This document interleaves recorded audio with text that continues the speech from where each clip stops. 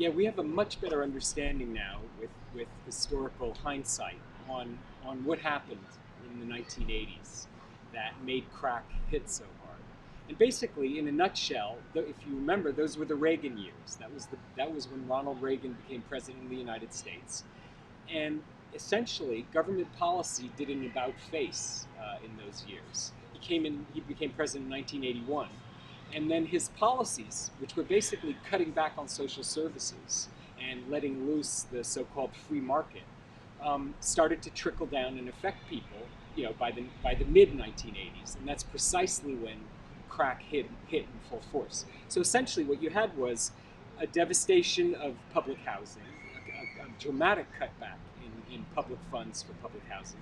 You had the closing down of publicly subsidized jobs. So all those job training programs, they just disappeared literally overnight under Ronald Reagan. You had a cutback in social services, social work services. You had a cutback in welfare provision. You had basically all those kinds of the safety net was gotten rid of. Cutbacks to public education and so forth. And that left a tremendous vacuum that then trickled down into the streets as energetic teenagers could no longer find those kinds of easier to get subsidized jobs that used to be available to high school dropouts and to high school graduates. They went to where the economy was calling them. And tragically, the only equal opportunity employer for poor kids growing up in the ghetto in the United States in the 80s was the drug trade, and specifically crack. I mean, that was what was so extraordinary about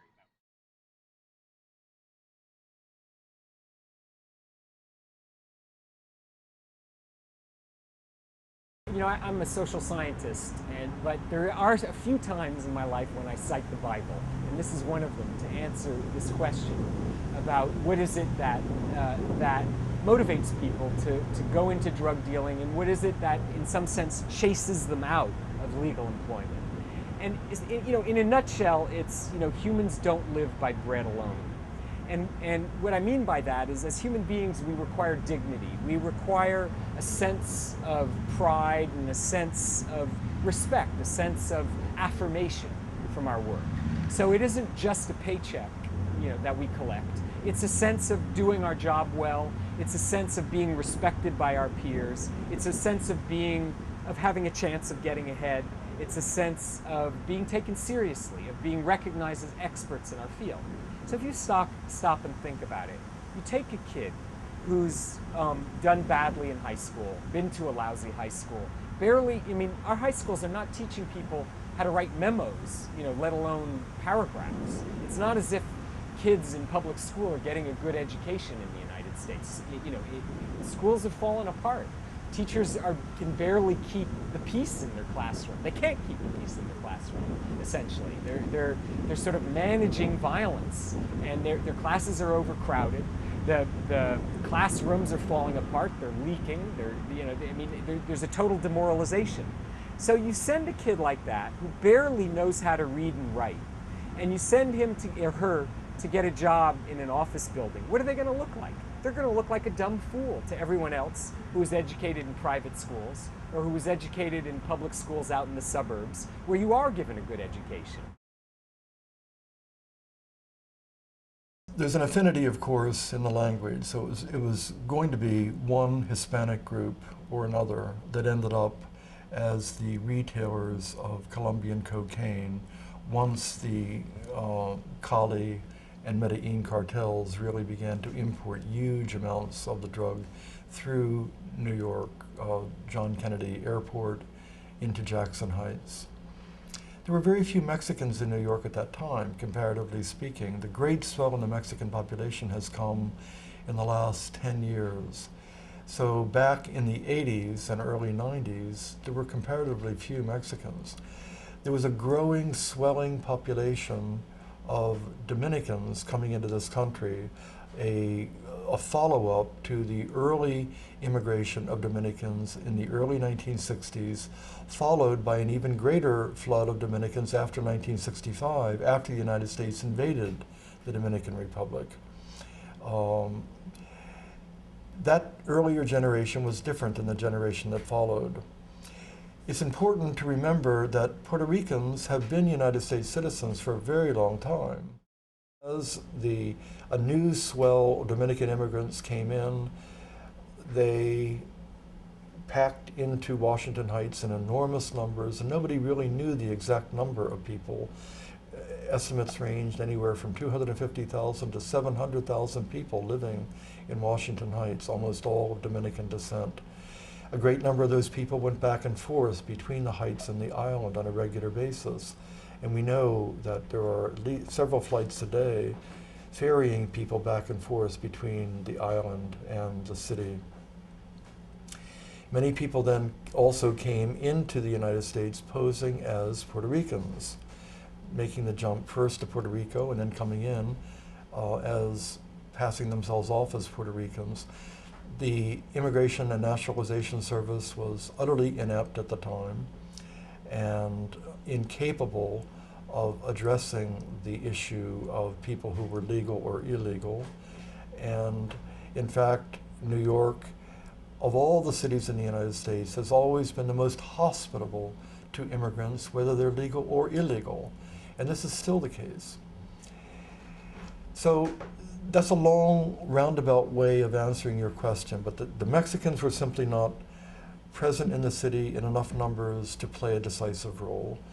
The Puerto Ricans, although there were many different Puerto Rican gangs, and especially early on in the 50s and early 60s, had begun to achieve a place in American society that provided alternate routes up.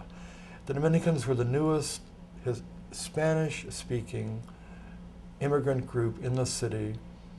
They were smart, they were ambitious, they were hungry and aggressive, and they were persuaded to become the foot soldiers in the drug trade. The gang that became known as the Wild Cowboys was originally started by Nelson Sepulveda, who worked for a man named Yayo on the streets of Manhattan selling cocaine in crack form. And its earliest form of crack seems to have been, if not invented by Yayo, then certainly marketed aggressively by Yayo in Manhattan. That operation was called Based Balls. On the street it became known as Baseballs. And Nelson and his brother Lenny had separate operations selling crack for Yayo. Nelson wanted to branch out, and with Yayo's help, he did branch out to the Bronx, into Mott Haven, to a place on Beach Terrace right next to Beekman Avenue, and started an operation called 1H after the apartment out of which they ran it. Nelson partook of drugs himself, developed pneumonia, and the whole operation was about to fall apart when he called upon his brother, with whom he had worked with Yayo in Manhattan, to help him. Lenny came in, and while Nelson recuperated from the pneumonia that he had caught, Lenny became the de facto boss of the gang. At that point, after a year or so at 1H, the building burned to the ground. It was a city-owned building, but being used by the gang as a drug operation. That burned to the ground, and they went over to Beekman Avenue, to 348 Beekman, and seized the property at 348 known as the Hole from another smaller, less powerful gang, and started the operation known as the Hole.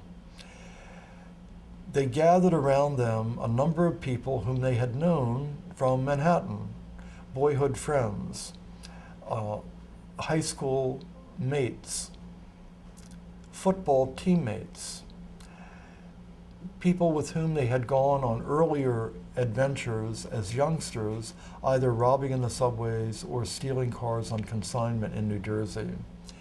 And these people were folks like Wilfredo de los Angeles, also known as Platano, Heavy D, Mickey Tex, Fat Danny, who was younger than any of the other crowd by a few years, but because of his enormous physical size, was always a presence on the street and was welcome because of that presence.